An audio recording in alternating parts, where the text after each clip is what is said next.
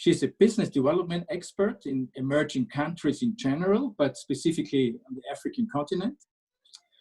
And she works as a consultant and representative for European companies which want to diversify into the African market. IFP Advisors, she's a founder of and the CEO, is exactly doing that, supporting trade and investment on the African continent, developing mutually beneficial relationships, sharing European know-how, learning from the African experience, and boosting cooperation and lasting relationships. Please, Mrs. Vázquez. Maybe just one more thing, as we are running late of time, 5 minutes for each. Okay, no problem. No problem. Well, first of all, thank you so much for the opportunity of being here. It is a great pleasure. As Hans very well introduced me, I have more than 10 years of international career between Brussels and London. I have a background in international law and global politics.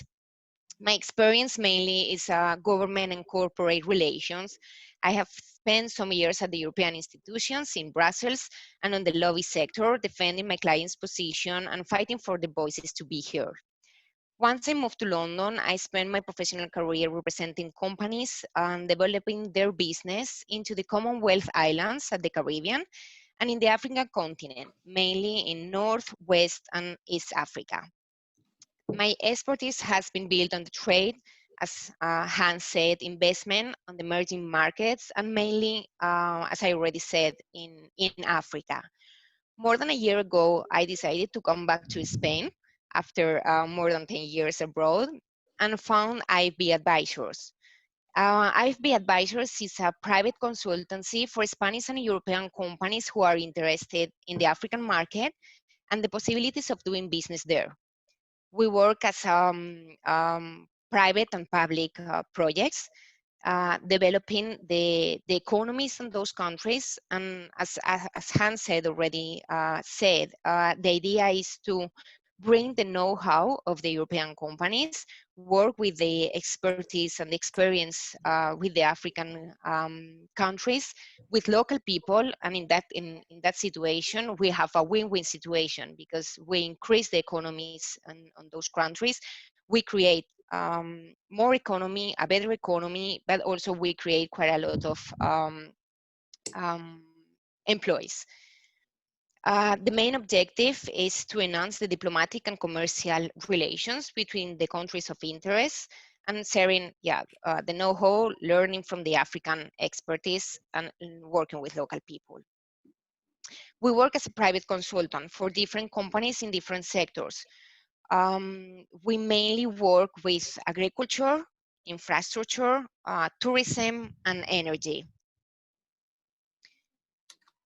We guide them. So the main objective of IFB Advisors is to guide those companies who doesn't have the knowledge of doing business in the African continent. We represent them. So we are not part of the company, but we are like a partners. So we advise them. We do all the studies. We explain to them which country is the best one for the kind of working or the services that they want to share, to develop in Africa. And we represent them. It's like a detailed representation, tailor-made representation for them. So we look for opportunities of development. We look for opportunities of investment. And we pointed out where to go. We find the local partners there. We put them in contact with the best companies to do it, with the best lawyers, with the best decision makers, and people who are able to make a successful case.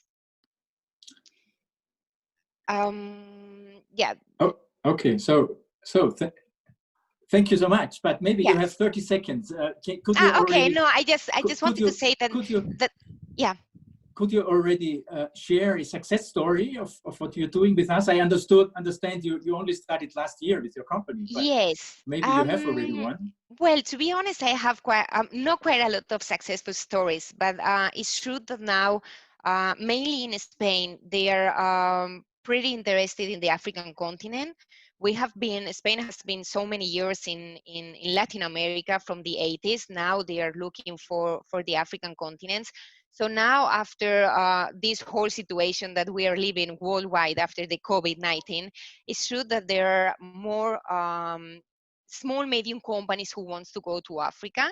So I cannot share, because of the privacy of my clients, like successful detail Okay. case. But yeah, we are in energy, we are in agriculture, and we are in infrastructure, in construction sector already in Africa. Okay, so thank you very much, Thank you. Isadora. Now, our next speaker, ladies first, already arrived. I'm happy that Linda Onyango, Mrs. Linda Onyango, was able to join us now. Yeah, in the meanwhile, Linda is the CEO of SME Support Center Limited in Kenya. She describes herself as a financial deal maker for SMEs. I guess we will hear what that is. She's a specialist for SME business advisory, a champion for entrepreneurship and SDGs. And she runs, and I understood is also the founder of the SME Support Center in Nairobi, whose vision is to scale up the SME ecosystem in Africa, in whole Africa, by using simple, localized, and sustainable solutions. Linda, please. Thank you so much. Thank you so much. Thank you, Hans. I'm really sorry for earlier. I think it was a small technical hitch. I could hear you very clearly, but somehow I wasn't as a panelist. But very, very happy to be here, and thank you for the opportunity. My name is Linda Onyango. So I have been in the investment and business advisory space for the last 14 years. I started off my career in the first investment holding company owned by local Kenyans that was set up to invest in local businesses. We listed that holding company into the Nairobi Stock Exchange.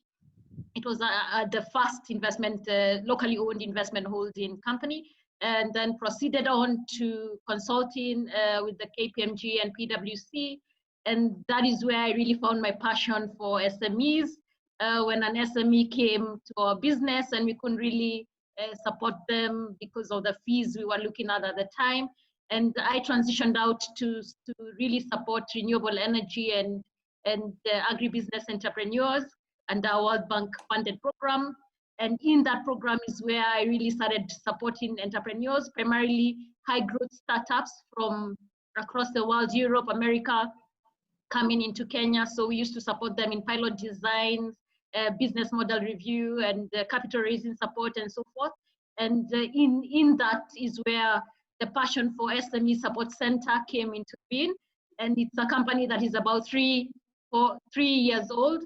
Our vision is simple: to scale up the SME ecosystem using simple, localized, and sustainable solutions. We do that through providing quality, affordable, and and making SME support more accessible and available to the masses. Our process is very simple. We have a registration process. So the SMEs pretty much go into our website. They fill in an initial pre-screening and review form where we're able to ascertain their needs, their various needs. We have 6 main areas of service. The first main area is really financial institution, working with financial institutions in really those financial institutions that support SMEs. So you're talking about SACCOs, banks, and so forth. So we help them in various aspects. One is to really look at their product refinement, so provide consulting services for that. We also work with private wealth funds that are looking to come and support SMEs in Africa. We've supported various funds in really understanding the demand side and structuring the products and the investment instruments that they want to lend to the SMEs. We also have what is called funding fairs as a second service. And funding fairs is really curated deal rooms that we create to really bring the investors close to the SMEs. It's a product we launched last year, and we work with various partners to create these deal rooms. The third service is really direct SME business advisory. So direct advisory to the SMEs who actually apply through our portal. So that involves things like pilot designs. We do things like a business model review, business planning, financial management, and so forth. We also have the SME investment advisory, which is really around transaction structuring, investor introduction, and just managing the investment side for what the requirements that the SMEs look for. And then we also have a very unique service, which is very relevant to the call today. It's called the Office Presentation Services. And really, really what that is we are targeting SMEs who are located in Europe and across the world, looking to set up in Kenya for now. And perhaps you don't want to incur all the overheads around setup and so forth. So we can manage some of your projects if you're overseas, and we can support that locally. And we also have some development programs consulting, where we work with various development partners on various specific programs. I think, I don't know whether I've taken more than the 5 minutes, but we are super passionate about SMEs. It's in our blood, it's in our DNA. And for us, it's really about the growth and scale of entrepreneurs using simple, localized solutions. Thank you very much. Thank you very much, Linda. This was exactly 5 minutes. And also to you, I want to ask the question. Could you share one short success story already, or I know it's not so easy for advisors, yeah, because you're yeah, sure. So our success stories come in various forms. So I can perhaps pick one. It's an entrepreneur located in one of the rural areas in Nairobi. It's called Kisumu. It's one of the major towns in Nairobi, and it was a poultry farmer who was really looking for growth capital for their business, looking at around $150,000 US. And they came to us. It's a very integrated and innovative solution, because they are creating micro entrepreneurs or micro poultry farmers across that particular town. And we were able to really support this entrepreneur to really raise that investment capital and to see the success. I don't have the pictures here, but I would have shown the pictures. But we have so many similar success stories. On average, we get a request of at least 2 requests on our portal per day for people looking for various kinds of services. Primarily, obviously, a lot of SMEs are always looking for money, even when they don't necessarily qualify. But for us, is just to be able to reach the market and to really create a value proposition where people can reach out to our portal and look for our services. For us, that is truly a success for us. Okay, thank you so much, Linda. Thank you very much. And now our third panelist comes from Ghana, Mr. Kwaku Nzia Mensuo. I hope I spelled the name right. Mr. Mensuo is the CEO of Trade Africa Online, which is an e-commerce platform designed to support the operationalization of the new African continental free trade area by facilitating the exchange of goods and services between African manufacturers, merchants, and consumers, and using cutting-edge electronic applications. Did I tell the right things, Mr. Mensuo? I hope I introduced you well. Please, the floor is yours. Thank you very much. And I think you did well by pronouncing the names. So the name is Kwaku Nzia Mensuo. And rightly, as you said, we are trying our best in trying to support the intra-African trade, the African continental free trade, by operationalizing it. I think that for all of us in Africa, this is the big thing that is happening to us, where the whole continent is trying to create a common market which would facilitate the exchange of goods and services within the continent. And in looking at this big picture, we are looking at how do we use the power of technology to facilitate those kind of market interactions. And we are doing so in just simple terms. First of all, trying to identify who has what within the continent, who is selling what, who is manufacturing what, who is producing what within the continent, by providing that huge database of market information. And once we're able to provide that huge database of market information, we try to then connect buyers to sellers. So for instance, an African supplier entrepreneur who produces beads or who produces this colorful African dress that I'm wearing, sitting in any corner of the continent, we are able to market that particular product to Africa and the rest of the world, and be able to get Giovanna, for instance, in Brazil, to want this particular fabric from that particular supplier in the continent of Africa. So by so doing, we are able to connect this buyer who hitherto this platform wouldn't have known that this supplier exists anywhere in Africa. And therefore, we are able to then do that kind of connection. And then when that connection happens, we also facilitate the movement of logistics, i.e. when the customer puts in the request or other request for the product, then we facilitate using our partner, DHL, to move the goods from the supplier to the consumer.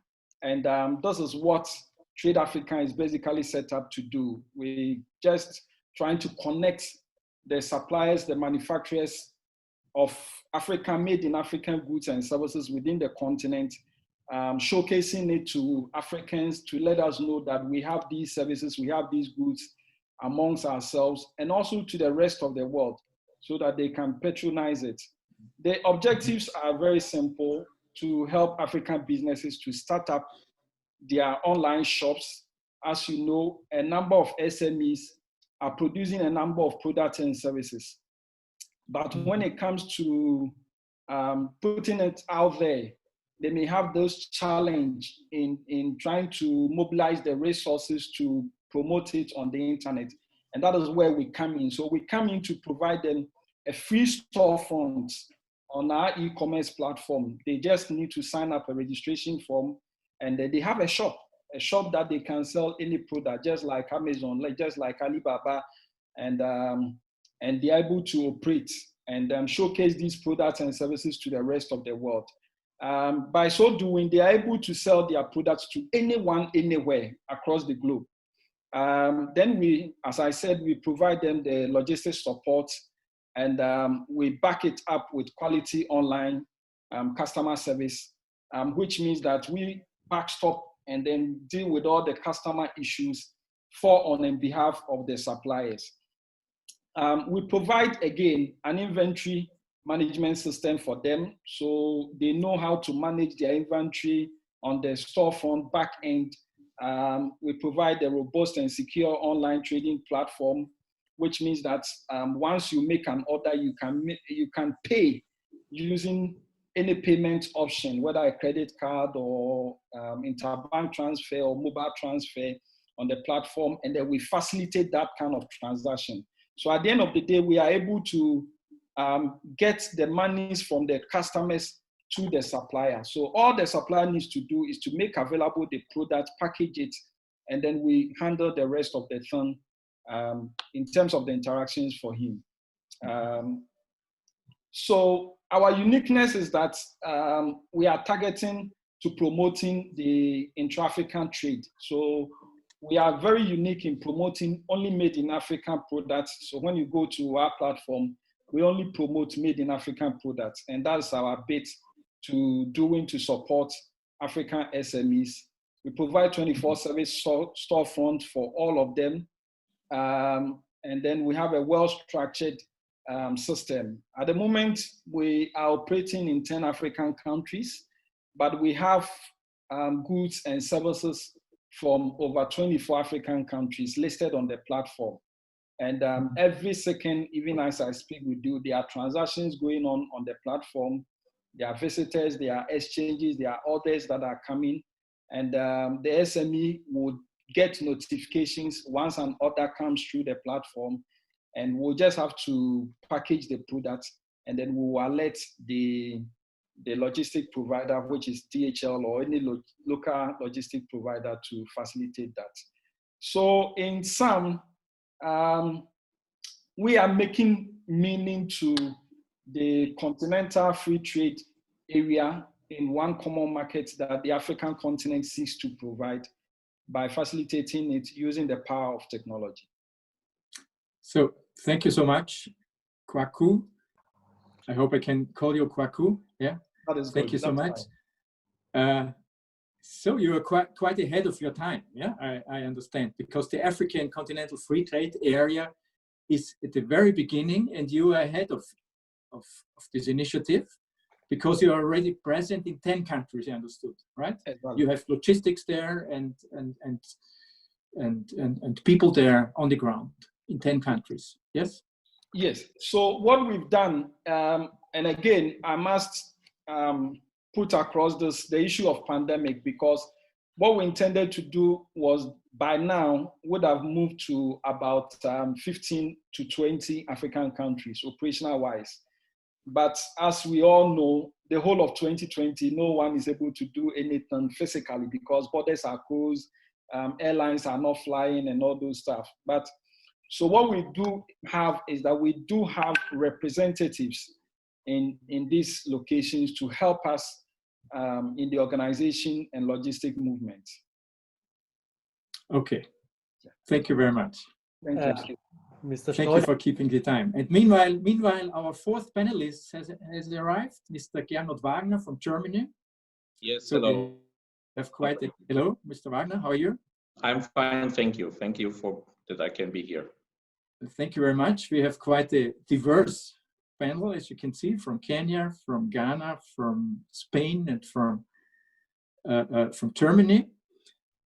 Mr. Wagner is CEO of Evagor GmbH, specialized in big mineral projects. And in the DRC Congo, you are in the copper and cobalt exploration power plants. And I understand that, but you will explain more precisely then, that you are bringing projects into the full-fledged structure. So bringing all partners together, and you call this political engineering, what you're doing. And I think you will tell us about a specific project in the Democratic Republic of Congo. Please, the floor is yours. Yeah, thank you so much. Thank you that I can be here today and speaking a little bit about our experience in Africa. And of course, we would like to motivate a lot of other companies, a lot of other investors, banks, and investors in general to come to African countries.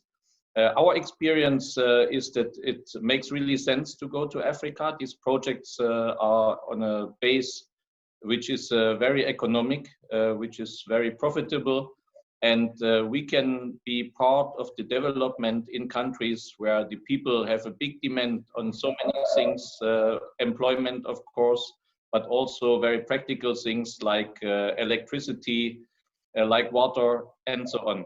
And the infrastructure plays a very big role. And thank you very much, Mr. Stoisser. You already mentioned some parts of our work we are doing. So we are specialized in structuring projects and bringing these projects to life. We are working in several countries like Russia, Kazakhstan, Vietnam, China, and in Africa, especially in the Democratic Republic of Congo. We saw that it's not easy to have complex teams put together, including the financial partners, the investors, the banks, the agents, and governmental bodies which are necessary for such projects.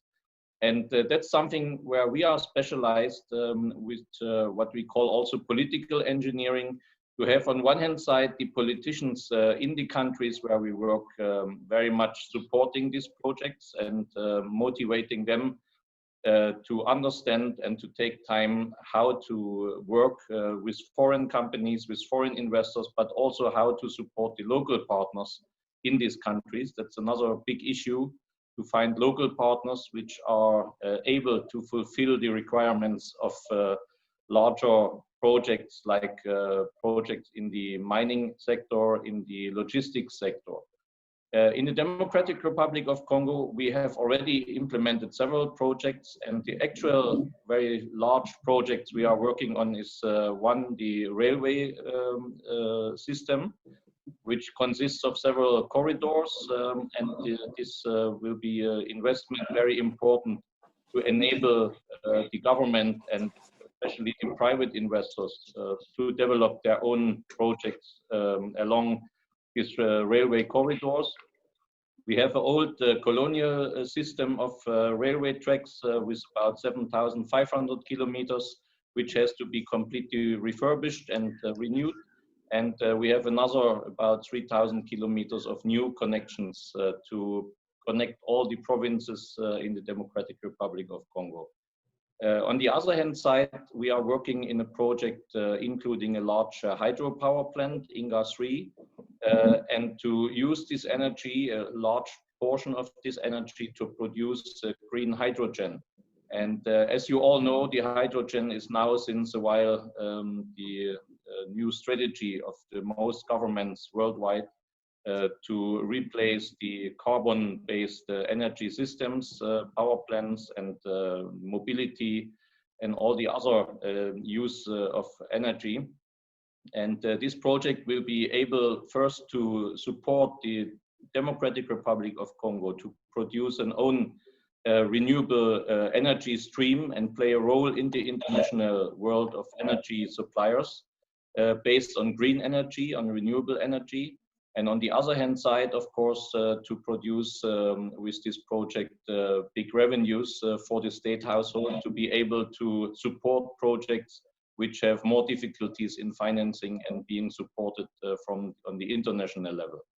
I was following the webinar before this one, and a lot of the specialists talked already about the restrictions and the problems with ratings, with other international standards which have to be fulfilled. And that's also part of our work, that we in our project at least are able to find solutions. We have very specialized teams, especially with our partners together with large banks, with large and old, very experienced companies together.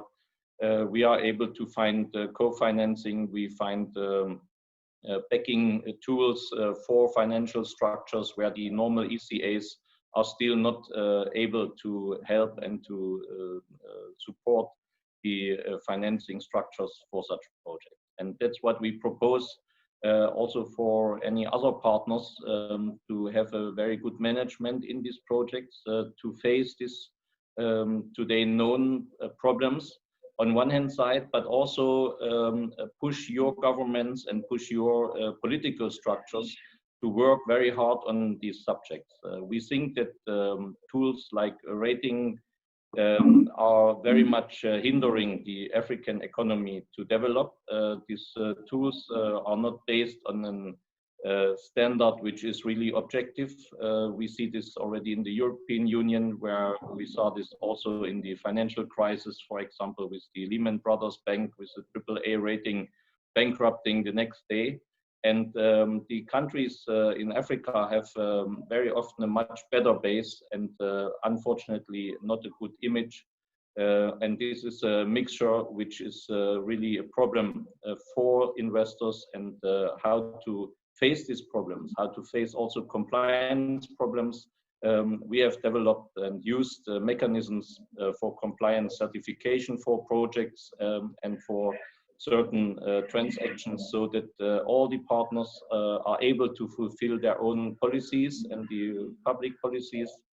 And I think putting all this together, we are able to do much more investment, and we do much more interesting, important projects to bring employment, education, and social aspects into these countries. Thank you so much. Thank you so much, Mr. Wagner. yes, maybe I also ask you the question, as we are in a business laboratory for SMEs, maybe you can share on your way developing bigger projects. So you're coming from the other side, from the big companies, big projects, but maybe you can share success stories with SMEs with us. Of course, I'm talking on one hand side about large projects, but all the projects are supplied by SMEs. The Mittelstand, not only from Germany, but all over, is the big industrial power behind the large companies. Even if you work with companies which have tens of thousands of people employed, they are depending on the supplying chain from the SMEs. And that's how we support also SMEs, that we bring them very early into these projects together with the large companies. For example, we have set up in this hydropower and hydrogen production project in the DRC, the association for the SMEs for Africa in Germany, the Mittelstandsallianz for Africa, from the association BVMW. And we enable them very early in the projects to gain first access to information, and then to structure together with the large companies which have more financial and potential power in general in these projects, to invite them and to include them in the supplying chains and make them comfortable, try to explain them from the beginning on, and take them with us in these countries like Democratic Republic of Congo, so that they can learn about it, that they can learn about the structure, about the frame conditions. And we are working very hard and taking a lot of energy for this. Okay, thank you very much.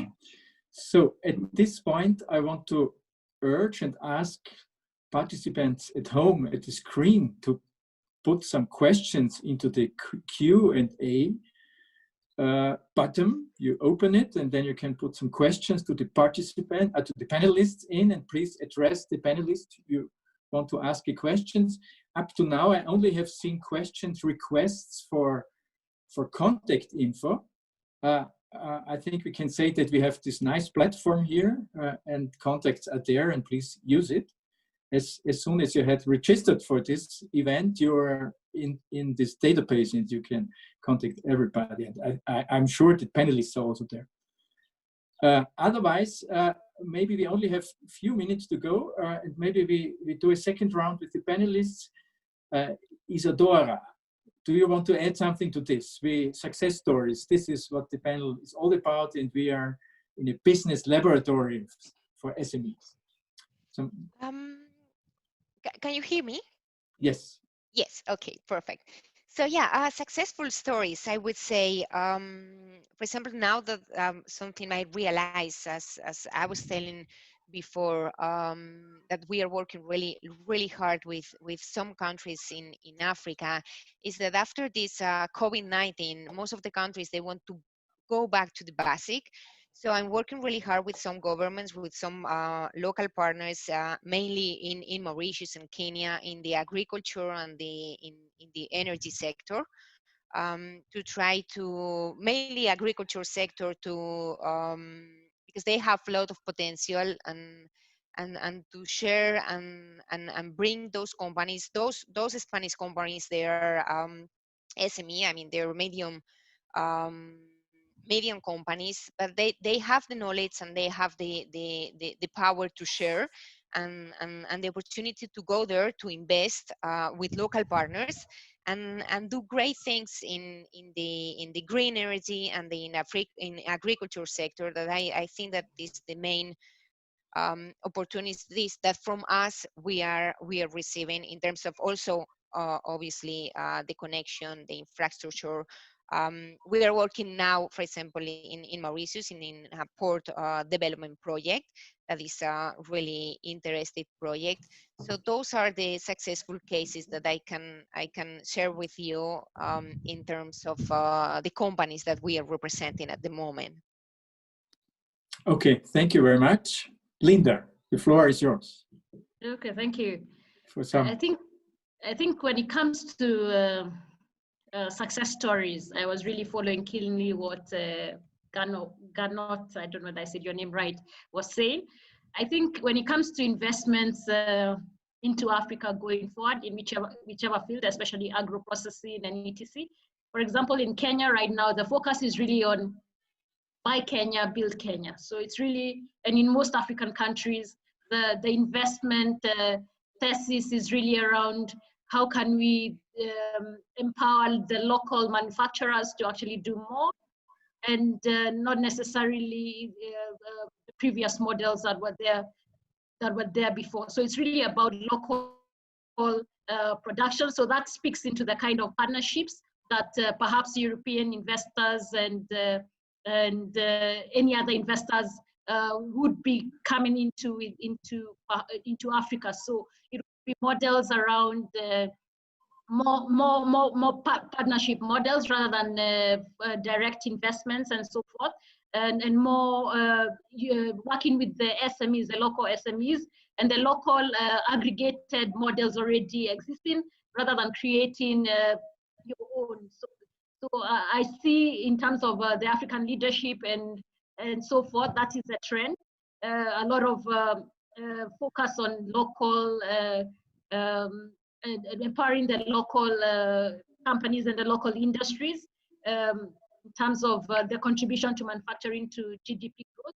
And so yes, that's what I would speak about in terms of success, at least going forward. That is very key. Okay, thank you very much. Kwaku, you are with the ambitious project of linking African countries to the outside world, yeah, via this trading platform, please. Yeah.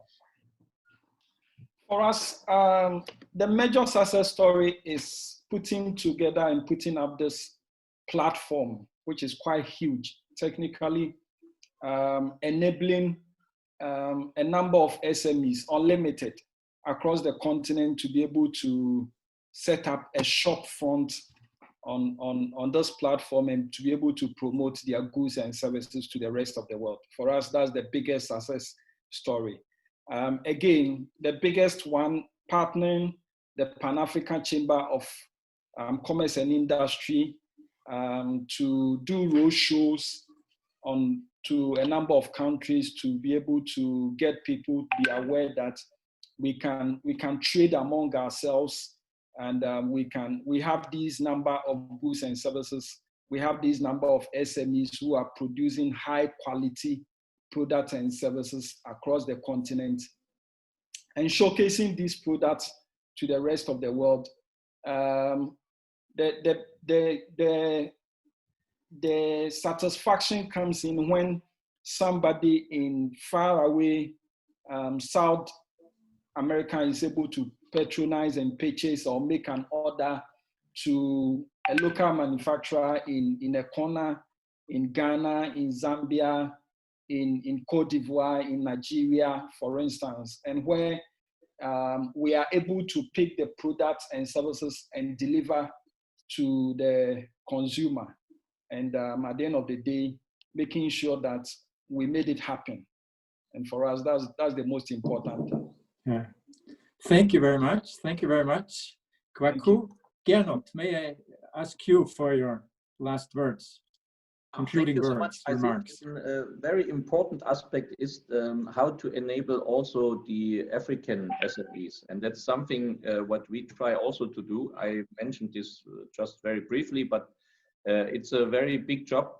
We are very early sitting together with SMEs, which could be potential suppliers in our projects and in their own projects of their own governments or other large company structures in the DRC, for example. And we discuss with them how to fulfill these requirements, for example, from the financial side, but very often also from the technical side. It is a very big problem to find companies qualified enough to supply products like cement, like gravel, like many other things which we usually buy from the local sources into projects like a railway project or a hydro power project, because of quality issues, because of being able to have a performance guarantee. And we try to find solutions with them and for them and start very early to see how maybe we can supply them machinery, which they later will use also for other projects, and they can train with this equipment. They can be educated on how to handle and how to produce certain materials. I think that's a very important subject, and also training and education in the service sector, which is very important for the maintenance and for the operating in the projects. And this is taking big portions of the investment. So we have between 5 to 10% of the project volumes used in this kind of business to enable these projects to be happening. You know that many governments today, also in Africa, they have requirements of local content. But on the other hand side, we have also the interest to have local content, because it makes it much easier to have people which will work for 10, 20, 30 years in a project than to work with expats which want to go home after 2, 5 years.